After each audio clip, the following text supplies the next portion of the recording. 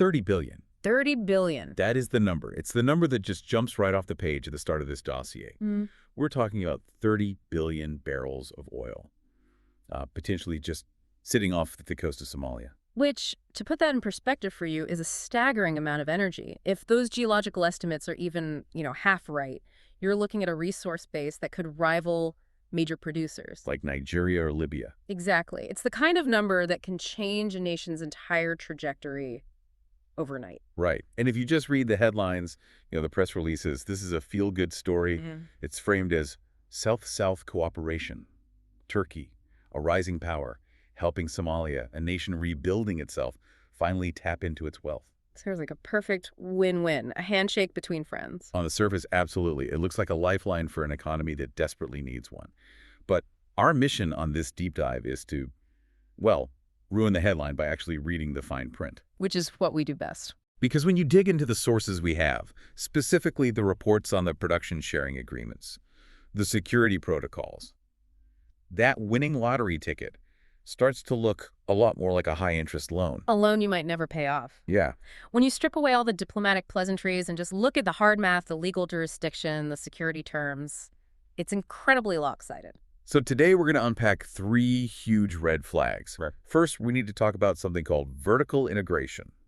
Turkey isn't just showing up to drill for oil.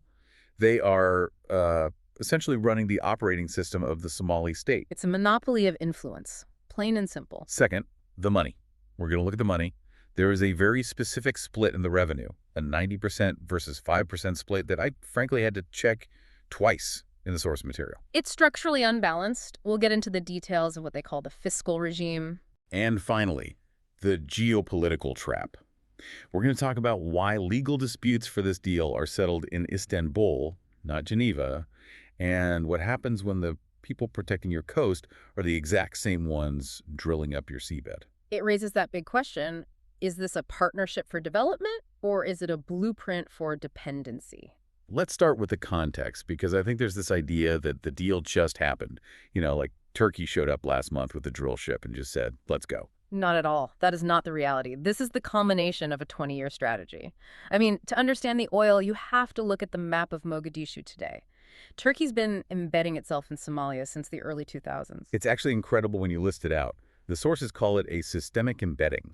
So if you're a diplomat or a business person flying into Mogadishu today, your entire experience is basically Turkish run. Well, think about the critical infrastructure of any country. How do you get in? The airport. The airport. And who runs the Aden Ad International Airport in Mogadishu? A Turkish company, Favri LLC. Correct.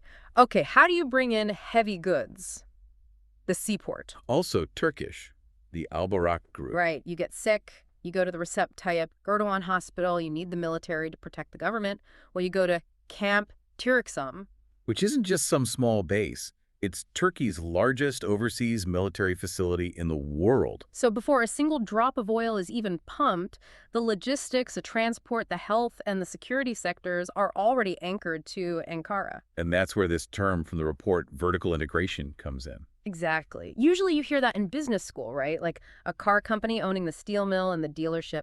But here we're seeing the vertical integration of a fragile state's most critical systems by a single foreign power. That's a heavy concept. It implies the oil deal didn't happen in a vacuum. It happened in a room where one side basically owned the table, the chairs, and the building the meeting was in. It creates a massive leverage disparity. And now we add the crown jewel to this whole system, TPAO. That's the Türkiye Petrolleri Anonim or Teknoloji. You've been practicing. I tried. Yeah. But that's the state-owned energy giant. And what struck me in the research is the sheer physical scale of what they are attempting. Yeah. This isn't like digging a well in a backyard in Texas. Oh, no. This is the absolute frontier of engineering. TPAO has done 3D seismic surveys over more than 4,000 square kilometers. But the real kicker is the depth. They're prepping for ultra-deep water drilling. I saw the number. 7,000 meters. 7,000 meters below sea level. It's hard to even picture that. That's deeper than Mount Kilimanjaro is tall, but you're going down under the ocean. It's an incredible feat. And look, this is a crucial point for you to understand. Somalia can't do this. They just don't have the technology or the capital. Turkey does. So there's this technological gap that necessitates a partner. And here's the pivot. That necessity is being used to justify some financial terms that are, frankly, Brutal. Okay, let's get into the money. This is the black gold unequal terms section of our deep dive. I spent a lot of time looking at the fiscal regime and the source, and it feels like a masterclass in creative accounting. It's a classic waterfall structure. But the buckets at the top, the ones Turkey gets to hold, are very, very large. Walk us through it. The biggest thing that stood out to me was cost recovery. The agreement allows Turkey to recover up to 90% of operational costs from initial production. This is maybe the most important concept for anyone trying to understand these oil contracts. Cost recovery just means the company gets to pay itself back for all its expenses before they really start splitting the profits with the country. Okay, so let's use round numbers so we get this. Say TPAO pulls up $100 worth of oil. Right, $100 accrued. Under this deal, with a 90% cost recovery cap, TPAO can take the first $90 of that to pay for their drill ships, their salaries, their survey, All of their operational overhead. Yes. leaving only $10 to be split as profit. Exactly. And drilling in ultra-deep water is astronomically expensive. We're talking $40 to $100 million for a single exploratory well. The total project could easily top $5 billion. So if they can just keep taking 90% of the revenue until that $5 billion is paid off. Somalia could be waiting years, maybe a decade before they see any significant income from their own resources.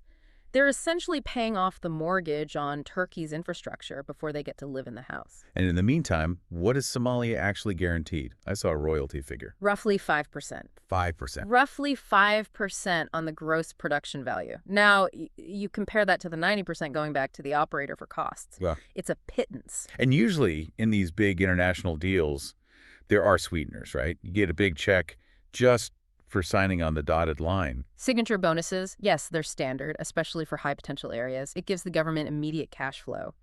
But in this deal, the source is explicit.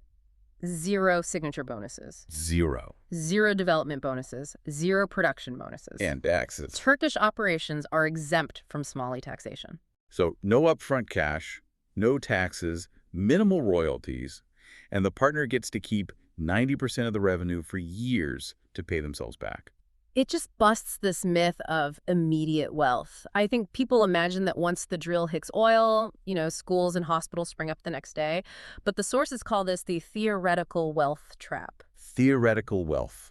That is a depressingly accurate term. It is, because even if you have, say, $2 trillion worth of oil in the ground on paper, first, you can only physically recover maybe 30 to 50% of it. Then you subtract the cost recovery. Then infrastructure amortization, then profit sharing. That $2 trillion pie gets eaten very, very quickly by the guys holding the forks. And the host country is left with the crumbs, at least for the first generation of the project. But here's the part that really worries me. Bad financial terms are one thing. You can sometimes renegotiate money, but you can't renegotiate if you don't even have legal standing. The source points to a dispute resolution clause that seems extremely unusual. This is the red flag that lawyers lose sleep over. The agreement states that any legal disputes are to be settled in Istanbul courts. Not London.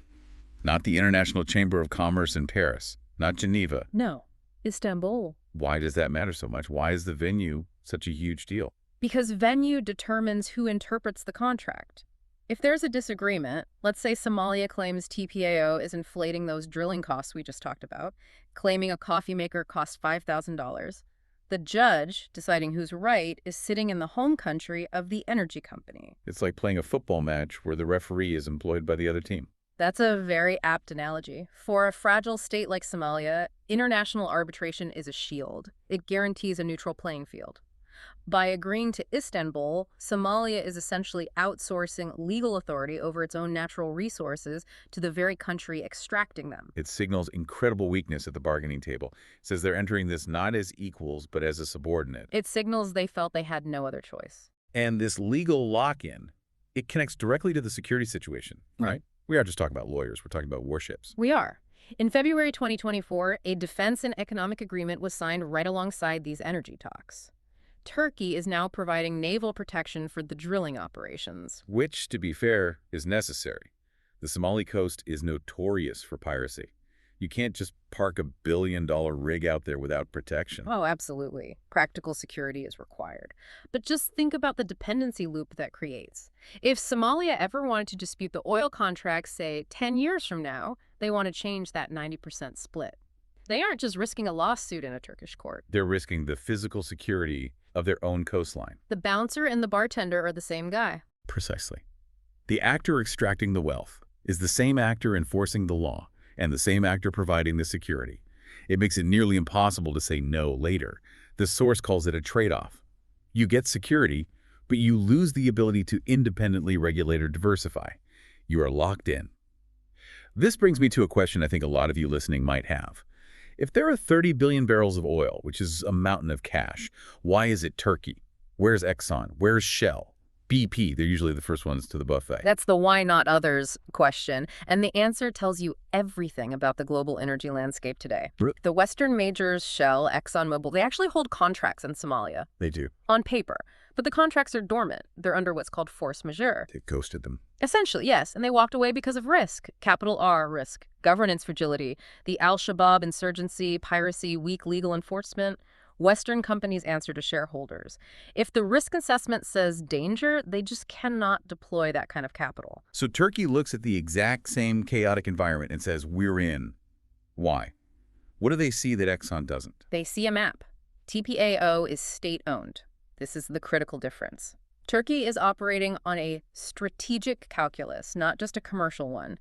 A state-owned enterprise can absorb financial losses if it means gaining geopolitical power. So for Turkey, the profit isn't just the cash from the oil. The profit is the flag on the map. Exactly. They're willing to take a hit on the balance sheet to secure a maritime stronghold in the Horn of Africa. It's about projecting influence into the Red Sea, the Indian Ocean. The oil is almost a bonus. But for Somalia, this isn't some geopolitical game. This is real life. And there's this huge risk mentioned in the notes about the resource curse. We've seen this play out before oil is found, and instead of peace, you get conflict because everyone's fighting over the pot of gold. And in Somalia, the ingredients for that are already baked in. You have a federal structure, Mogadishu is the capital, but you have powerful regional states like Puntland and Jubaland who don't always get along with the central government. So if a massive check from Turkey lands in Mogadishu, the regions are going to want their share. And if they don't feel the distribution is fair, or if there's no transparency, the source warns that this could just intensify those disputes. If Puntland feels Mogadishu is hoarding the oil money, political fractures could turn into actual conflict. It seems like that would be the first thing you'd want to solve before you start drilling. Ideally, yes. But in a fragile state, the urgency for revenue often overrides the need for systemic reform.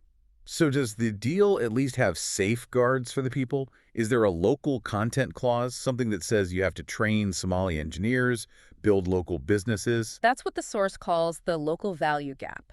Usually, a development partnership includes strict requirements for local content. You hire locals, you transfer technology, you build supply chains.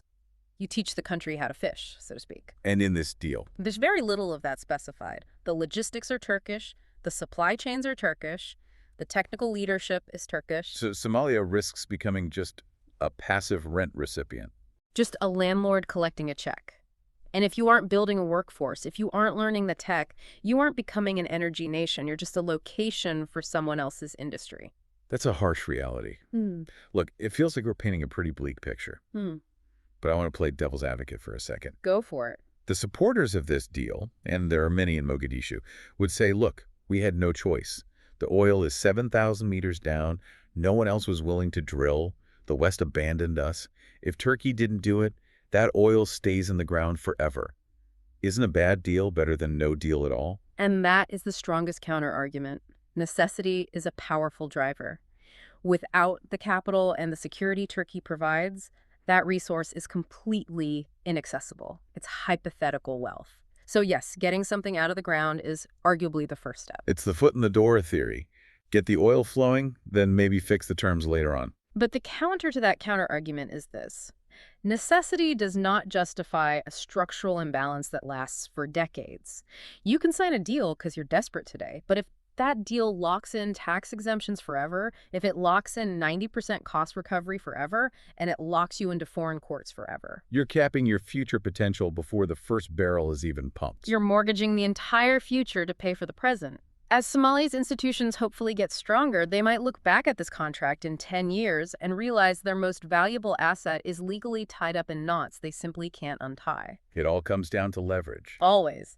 And right now, the leverage is heavily tilted toward Ankara. This deal secures Turkey a strategic maritime stronghold and diversifies their energy supply.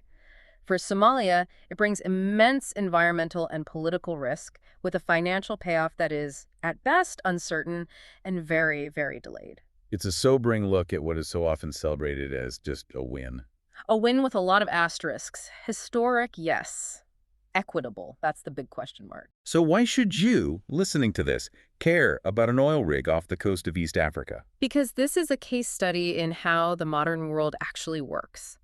We talk about development and aid, but so often it's about strategic interests and really hard-nosed contracts. It highlights the complexity of what it even means to be a sovereign country today. Sovereignty isn't just having a flag. It's about having the capacity to manage your own resources and the legal standing to enforce your own laws. And if you outsource your economy, your security, and your legal system, you have to ask how much sovereignty is actually left. We're going to wrap it up there. This has been a fascinating, if slightly worrying, look into the Turkey-Somalia oil deal. Indeed. It's a story that is just getting started. We want to leave you with one final thought. We often say that oil has the power to build nations, and it does. But oil also has the power to bind them. In this deal, the difference between partnership and dependency might just come down to who controls the courts and who counts the costs. So ask yourself, is it better to leave resources in the ground than to sign them away on terms you can't enforce? Think about that. Thanks for listening to The Deep Dive.